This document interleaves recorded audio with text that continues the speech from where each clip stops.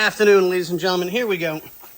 We now have all new beauty rings for the headlights on and in place. Whoever had the car before the owner that has it right now tried to weld the tabs back on, beat the snot out of it to just barely hold the bulb in place.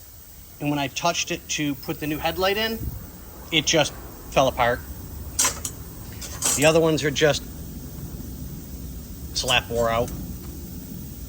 So I gave the owner the choice of, like, you can buy the one and we can do whatever, or you can buy all four. So he opted for buying all four, and that just looks so much nicer. All nice and bright and clean and shiny like it's supposed to be. So, okay. And of course, nice nose. All right, update video.